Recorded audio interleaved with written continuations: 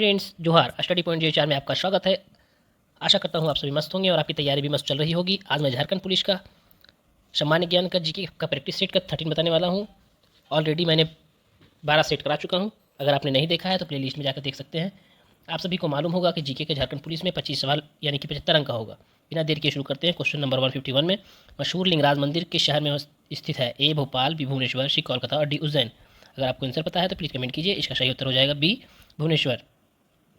भुवनेश्वर का ये सबसे पुराना और सबसे बड़ा मंदिर माना जाता है। अगला प्रश्न है 152। निम्नलिखित में से कौन सा एक संक्रामक रोग नहीं है? ए मधुमेह, बी यक्ष्मा टीबी, सी चेचक और डी हैजा। तो इसमें से कौन सा संक्रामक रोग नहीं है? तो इसका सही उत्तर हो जाएगा ए मधुमेह। मधुमेह जो है संक्रामक रोग नहीं है। बाकी बात जो इतना भी दिया हुआ है वो सभी संक्रामक रोग है।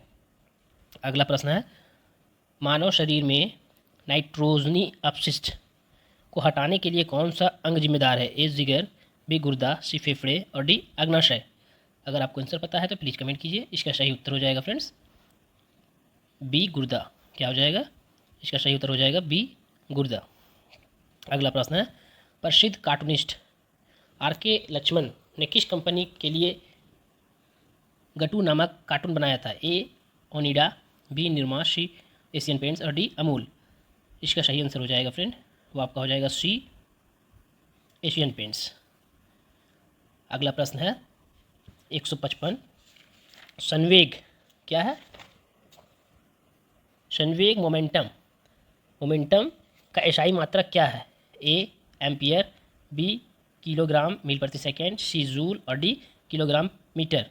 इसका सही आंसर हो जाएगा बी किलोग्राम मीटर प्रति सेकेंड। अगला प्रश्न है भारत के उच्च न्यायालय द्वारा दिए गए निर्णय डैश पर बाध्यकारी है?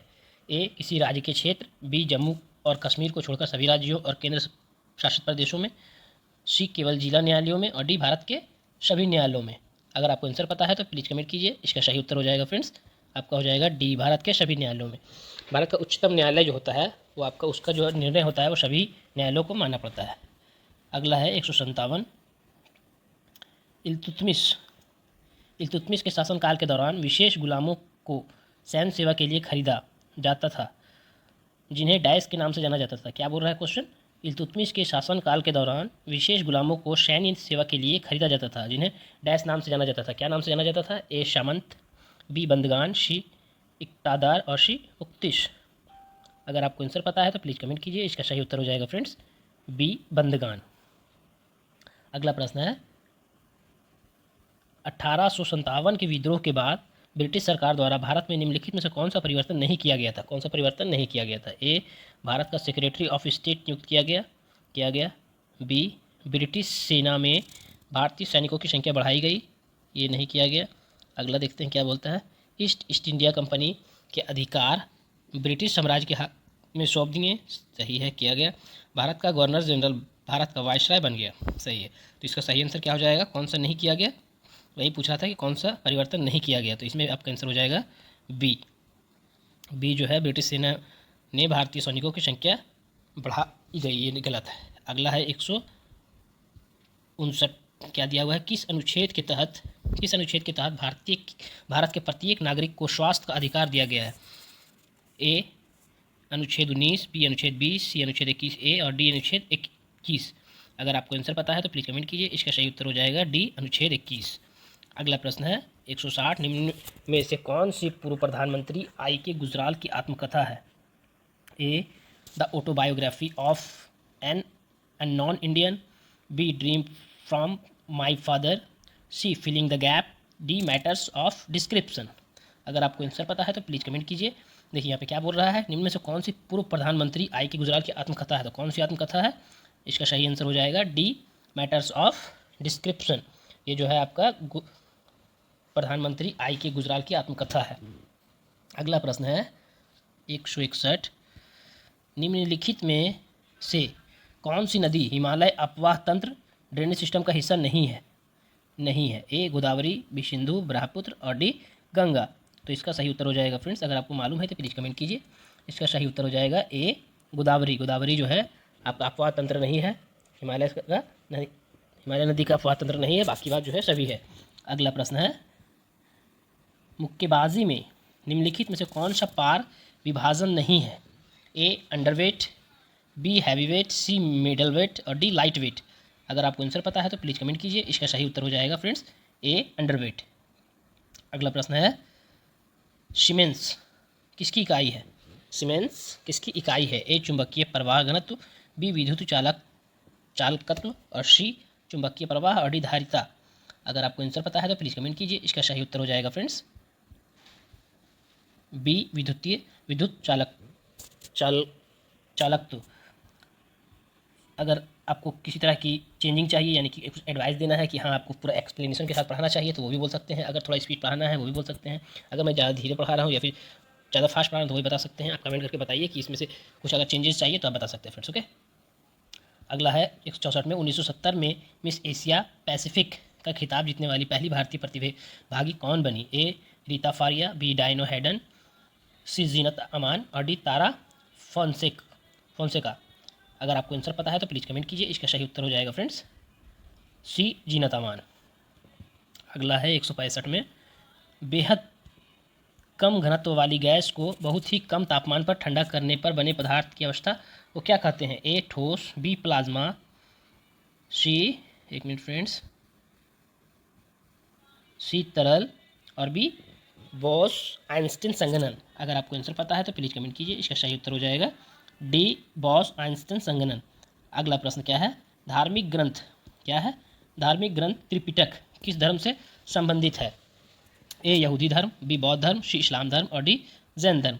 अगर आपको आंसर पता है तो प्लीज़ कमेंट कीजिए। इसका सही उत्तर हो जाएगा फ्रेंड्स बी बौद्ध धर्म। अगला है निम्नलिखित में से कौन सा स्तंभ शैल कर्तित स्तंभों को दर्शाते हैं? ए आर्किमिनियन स्तंभ, बी गौथिक स्तंभ, सी मौर्य स्तंभ और डी फारसी स्तंभ। अगर आपको आंसर पता है तो प्लीज़ कमेंट कीजिए। इसका सही उत्तर हो जाएगा फ्रेंड्स सी मौर्य स्तंभ। अगला प्रश्न है भारत में सबसे बड़ा अपीलीय न्यायालय कोर्ट ऑफ अपील कौन सा है? ए उच्च न्यायालय, बी जिला न्यायालय, सी उच्चतम न्यायालय और डी उपभोक्ता न्यायालय। अगर आपको आंसर पता है तो प्लीज़ कमेंट करें। इसका सही उत्तर हो जाएगा फ्रेंड्स सी उच्चतम न्यायालय। सबसे बड़ा जो है अपीलीय न्यायालय कौन सा होगा? उच्चतम न्यायालय है। अगला है 169 किस शिक्षा आयोग ने यह तर्क दिया था कि यूरोपीय शिक्षा से भारतीय की नैतिक चरित्र का उत्थान होगा? यूरोपीय शिक्षा से भारतीय नैतिक चरित्र का उत्थान होगा। किसने कहा था? किस शिक्षा आयोग ने तर्क दिया था? A Linlithgow commission, B Ramsay MacDonald पुरस्कार, सी वुड का नीति पत्र वुड्स डिस्पैच और डी इरविन रिपोर्ट। अगर आपको आंसर पता है तो प्लीज़ कमेंट कीजिए। इसका सही उत्तर हो जाएगा सी वुड का नीति पत्र वुड्स डिस्पैच। अगला है ये जो कब किया गया था? 1854 में। कब किया गया था? 1854 में किया गया था। अगला है 170 भारत की भौतिक विशिष्टताओं के संदर्भ में कायल क्या होता है? ए उत्तर पूर्व में जलोढ़ बाढ़ के मैदान, सी टेक्टोनिक गतिविधि द्वारा बनी झील, सी अप्रवाही जल और डी ग्लेशियल क्ले का मोटा जमाव। अगर आपको आंसर पता है तो प्लीज़ कमेंट करें। इसका सही उत्तर हो जाएगा फ्रेंड्स सी अप्रवाही जल।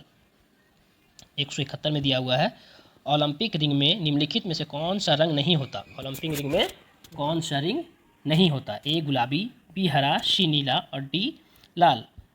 इसका सही आंसर हो जाएगा फ्रेंड्स अगर आपको पता है तो प्लीज़ कमेंट कीजिए। इसका सही उत्तर हो जाएगा ए गुलाबी, क्योंकि इसमें जो होता है आपका नीला होता है, पीला होता है, काला होता है, हरा होता है और लाल होता है। यानी कि यहाँ पे दिया हुआ है हरा, नीला और लाल, तो ये सब तो होता ही है, साथ साथ में काला और पीला भी होता है। तो ओलंपिक रिंग में जो है गुलाबी नहीं होता है। अगला प्रश्न है माउंट मकालू पर सफलतापूर्वक चढ़ने वाली पहली भारतीय महिला कौन है?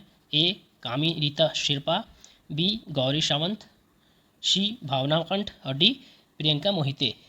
अगर आपको आंसर पता है तो प्लीज़ कमेंट कीजिए। इसका सही उत्तर हो जाएगा फ्रेंड्स डी प्रियंका मोहिते।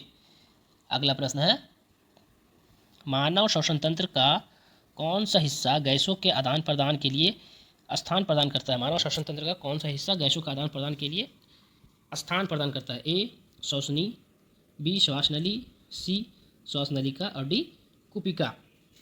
इसका सही उत्तर हो जाएगा फ्रेंड्स आपका हो जाएगा डी कुपिका। अगला प्रश्न है न्यूनतम समर्थन मूल्य